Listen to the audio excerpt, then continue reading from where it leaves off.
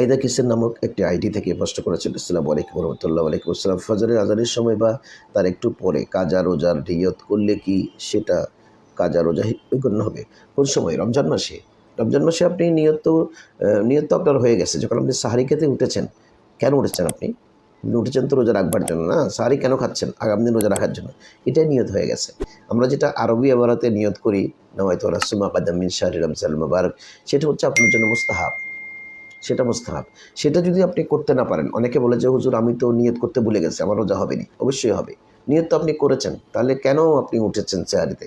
সেহরি কেন খেয়েছেন? এটাই হচ্ছে সংকল্প, এটাই হচ্ছে রোজা। অর্থাৎ আমি রোজা রাখবার জন্যই তো উঠেছি।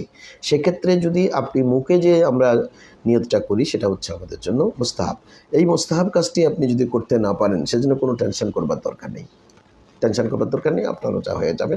আর যখনই আপনি হয়তো আফজল মনে করতেছেন যে আমি নামাজের পরে ভুলে গেছি যে আমি কালকের জন্য রোজার নিয়ত করি না, তখন ওই মুস্তাহাব নিয়তটি আপনি করতে পারেন, তাতে কোনো অসুবিধা নেই।